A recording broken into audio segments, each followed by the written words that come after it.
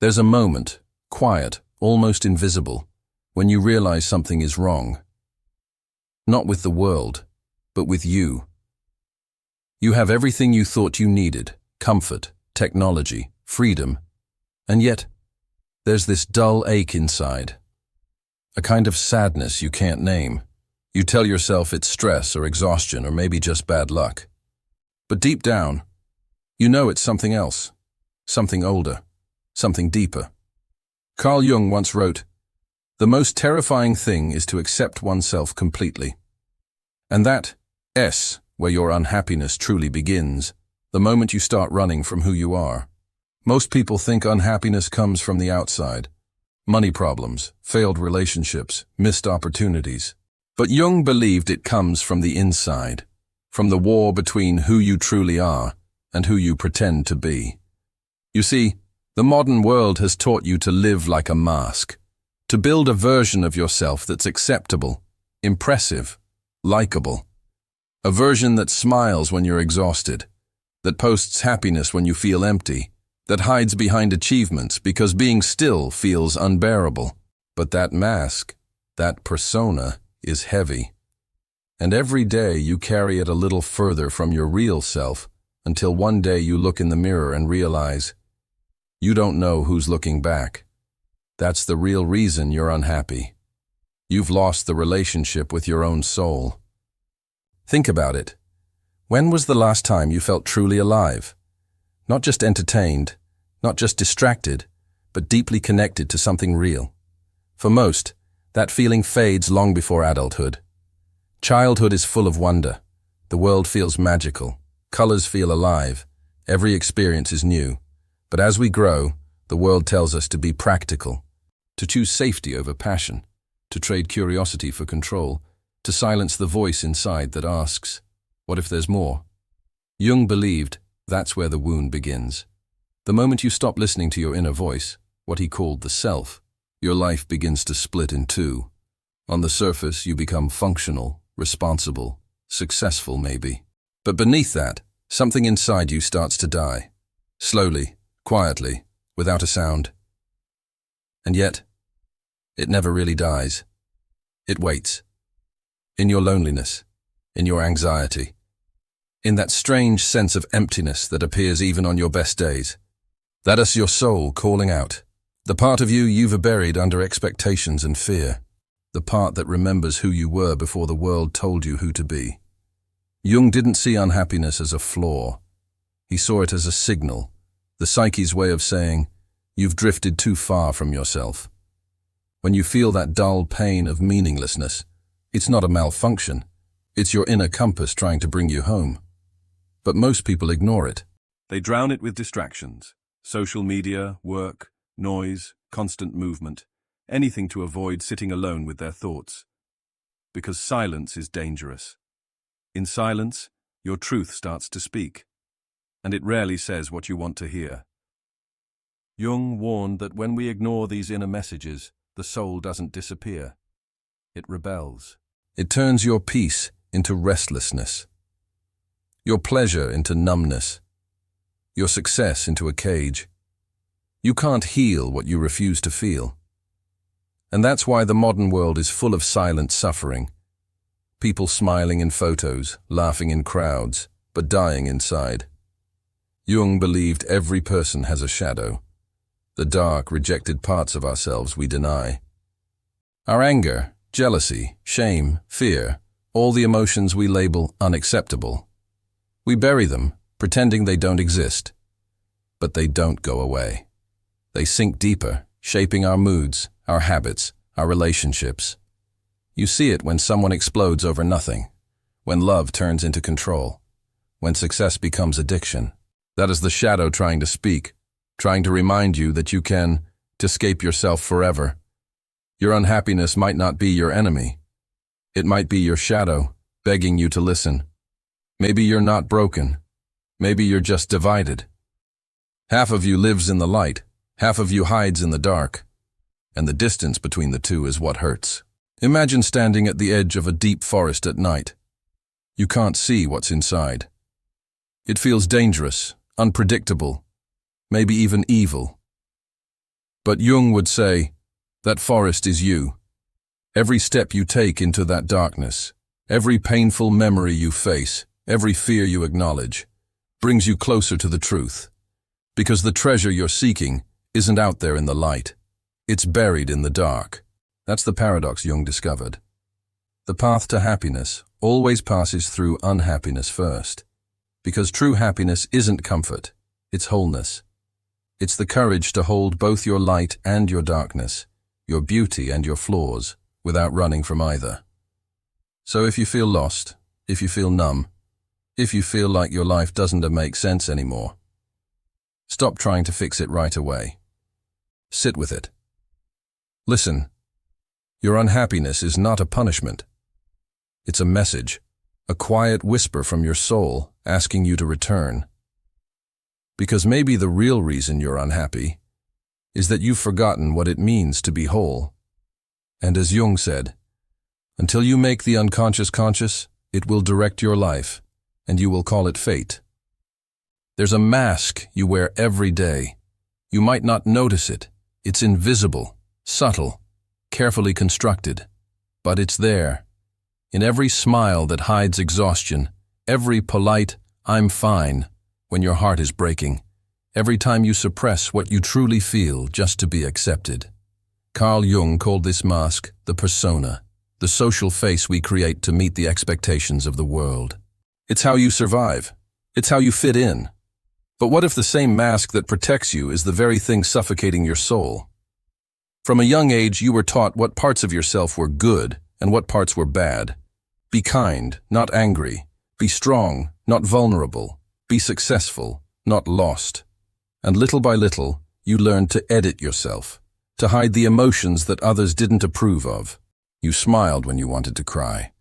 You agreed when you wanted to scream. You played roles so perfectly that you started believing them.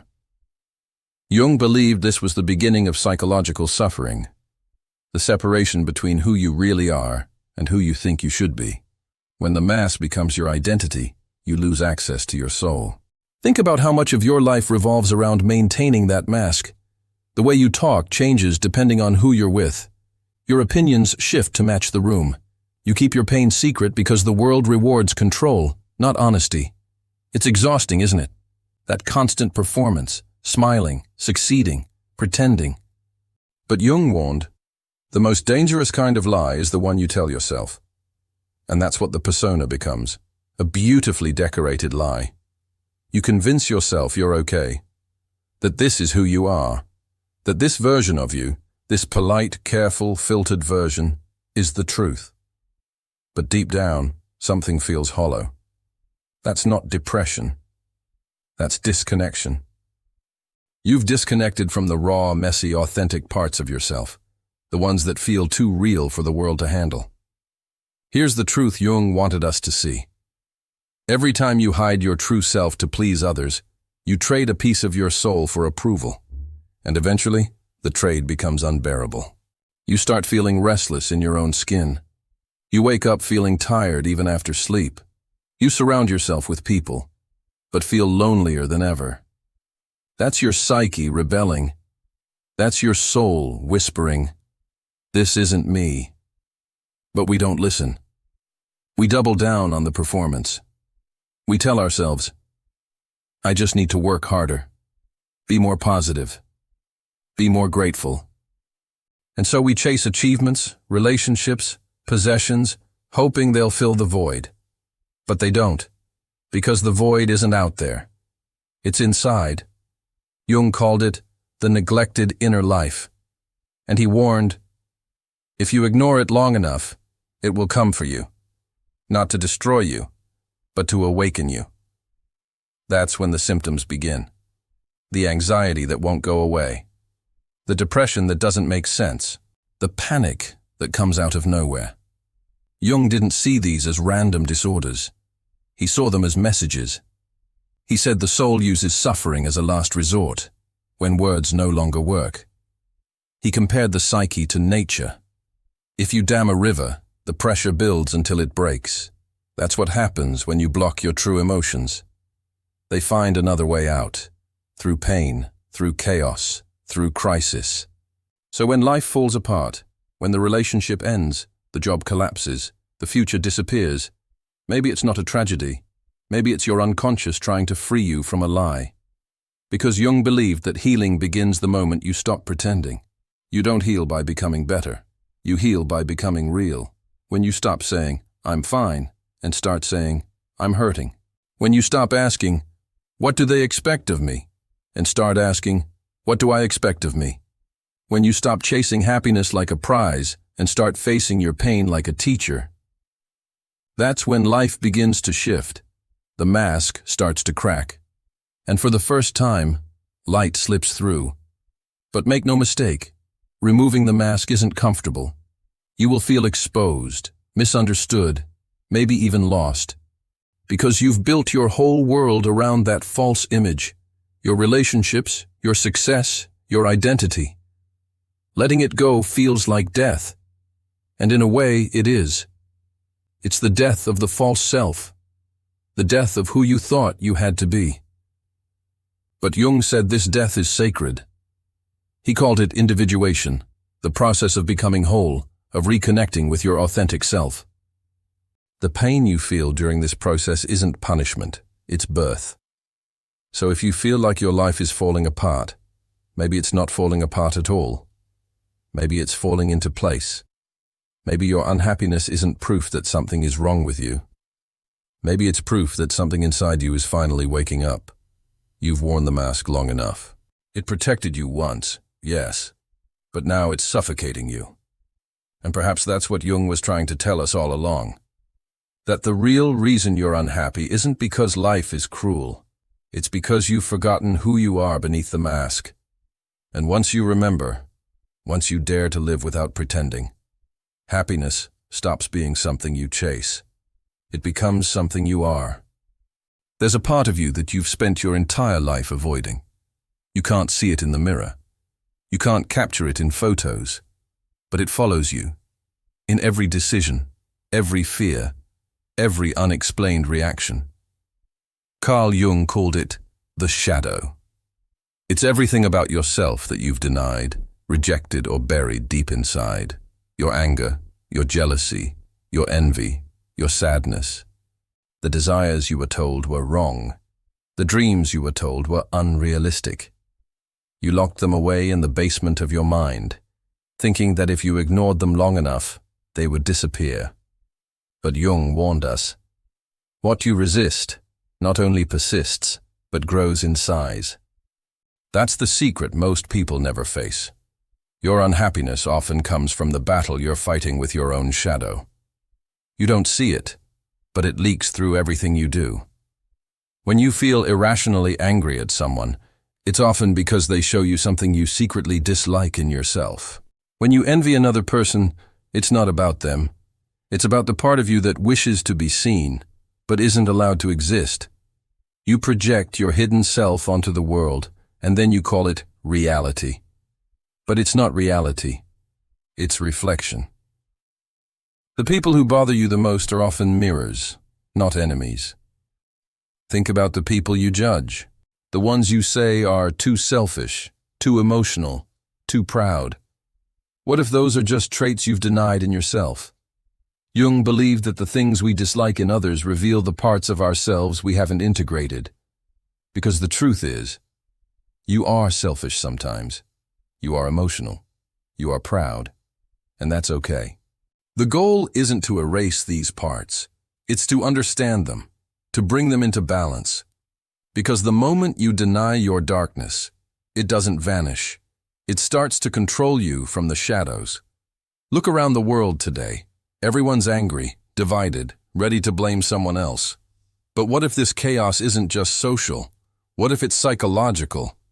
Jung believed that the collective shadow of humanity, all our hatred, fear, and greed, grows stronger the more individuals refuse to face their own. The wars outside begin in the hearts of people who never faced the wars within. That's why Jung said, "The greatest danger to mankind is not nature, but the psyche." The more disconnected we are from our own truth, the easier it is to be controlled by ideologies, by media, by emotions we don't even understand. You can't control what you don't see. And right now, the world is full of blind control, driven by people who have never looked into their own shadow. But here's where it gets personal. Your shadow isn't just darkness. It's also your power. The anger you hide could become your strength to set boundaries. The jealousy you suppress could become motivation to grow. The sadness you bury could become compassion for others. Jung taught that the shadow is not evil. It's simply unlived life. Everything you've been too afraid to express waits for you there. That's why unhappiness follows you even when life seems fine. Because deep down, your soul knows you're not living fully. You're living edited, filtered, controlled. And the more you try to stay in the light, pretending to be good, perfect, calm, the darker your shadow grows. Until one day it erupts. You lash out, you sabotage, you lose control. And afterward you say, I don't know what came over me. But Jung would tell you, it wasn't something that came over you. It was something that came from within you. Something that's been waiting for years to be acknowledged. Imagine your shadow as a child you've locked away because you were ashamed of it. Every time it cried, you ignored it. Every time it knocked on the door, you turned up the noise. But one day, it kicks the door open. Not because it hates you, but because it's tired of being forgotten. That's what your emotions are doing when you break down for no reason. That's what your anxiety is doing when it doesn't make sense. They're not your enemies. They're your inner world begging for attention. And the only way to quiet them is to listen. Jung said that to find peace, you must first make peace with your shadow. That means sitting with your anger, not justifying it, not suppressing it, but understanding it. It means looking at your jealousy and asking, what does this feeling want me to see about myself? It means realizing that your flaws are not proof that you're broken. They're proof that you're human, because every emotion, no matter how dark, carries energy. And that energy, when understood, becomes wisdom. But if you refuse to face it, it turns into suffering. That's why Jung called this process shadow integration. It's the art of turning your inner darkness into inner light. And that's the paradox most people never learn. Happiness doesn't come from chasing positivity. It comes from embracing your wholeness. When you stop running from the parts of you that scare you, you stop being ruled by them. When you stop pretending to be perfect, you start becoming real. And in that raw honesty, something incredible happens. The unhappiness begins to fade. Not because life gets easier, but because you're no longer at war with yourself. You finally become one. So if you're searching for the real reason you're unhappy, maybe you don't need to look at the world, or your circumstances, or your past. Maybe you just need to look into your shadow, the part of you that's been waiting patiently, quietly, to be seen. Because as Jung said, one does not become enlightened by imagining figures of light, but by making the darkness conscious. And once you do that, you'll realize that the thing you feared most wasn't darkness itself. It was the truth hidden within it. There comes a moment in every human life when the pain becomes too loud to ignore. When all the distractions, success, relationships, money, entertainment, no longer silence the quiet ache inside. That ache is not weakness. It's not failure. It's your soul whispering, you've forgotten who you are. Carl Jung believed that this whisper, this internal unrest, is the beginning of transformation. He called it individuation, the process of becoming whole. It's not about becoming someone new. It's about remembering everything you've been forced to forget. Because somewhere along the way, you became a role, not a person. You became the good child, the responsible one, the quiet one, the strong one. You shaped yourself into what the world needed, not what your soul desired. And now, your unhappiness is the price of that forgetting. But here's the truth Jung spent his life trying to show us. You cannot heal by returning to who you were. You heal by becoming who you truly are, beyond masks, beyond roles, beyond fear. That's why your shadow is not your enemy. It's your guide. It's the voice that says, look here, this is where you abandoned yourself. Every time you suppressed your anger to keep the peace. Every time you smiled when you wanted to cry. Every time you said yes when your soul screamed no. Those are the moments you lost pieces of yourself. And now, you are being called to gather them back. Most people never answer that call. They spend their entire lives polishing their persona, the social mask they show to others, and burying everything that doesn't fit the image. But that's why they feel empty, even when they have it all. Because no matter how bright your mask shines, it can't fill the void of a forgotten self. You can't be happy while hiding from yourself. And that's where Jung's wisdom hits hardest. The path to true happiness is not a climb toward light. It's a descent into your own depths. It's not about adding more success, more validation, more distractions. It's about subtracting everything false until only truth remains. Imagine standing in front of a mirror. But this mirror doesn't show your face. It shows your soul, every wound, every regret, every unlived dream. Would you dare to look? Because that's the journey Jung invites us on.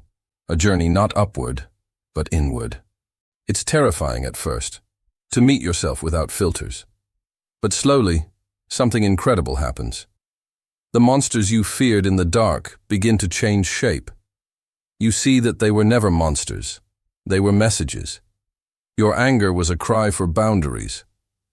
Your sadness was a longing for meaning. Your anxiety was the mind's way of saying, you've drifted too far from home. Every emotion that once haunted you becomes a lantern when you stop running from it. Jung often said that life's purpose is to make the unconscious conscious. That means bringing to light everything you've buried, not to judge it, but to understand it. Because only then can you become whole again.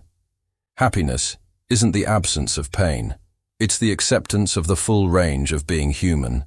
Joy and sorrow, strength and vulnerability, love and fear. When you make peace with all of it, something inside you unlocks. You stop chasing happiness as if it's somewhere out there. You begin to feel it quietly, right here, in your breath, in your being, in your truth. But here's the paradox Jung loved to remind us of. You can only find light by walking through darkness. You can only discover yourself by losing who you thought you were. And that's why your unhappiness, as painful as it feels, is not punishment. It's invitation. An invitation to stop running from your reflection. An invitation to meet the parts of you that have been exiled. An invitation to live a life that's not just fine, but real. Because the real reason you're unhappy isn't that you're broken. It's that you've been living half a life. Jung once wrote, "I'd rather be whole than good." He didn't mean good in the moral sense. He meant the kind of good that conforms, the version of yourself that smiles for approval and hides its pain. To be whole is to embrace all that you are, your shadow and your light, your wounds and your wisdom. To be whole is to stand in your truth even when it's uncomfortable. That's what real freedom feels like. Not perfection, not eternal bliss, but peace. A deep, grounded peace that comes from knowing yourself completely. So the next time you feel unhappy, don't rush to escape it. Sit with it, listen, ask it. What are you trying to show me? Because within that discomfort lies the map to your own becoming. And if you follow it, if you walk courageously into the places you fear most, you'll find something that can't be taken from you. Not fleeting happiness, but inner wholeness. Jung once said, "Until you make the unconscious conscious, it will direct your life and you will call it fate." Maybe your unhappiness isn't fate. Maybe it's your unconscious trying to wake you up, to remind you that happiness isn't found by running from yourself, but by returning to yourself. And when you finally do, you'll realize that you were never truly unhappy. You were just incomplete.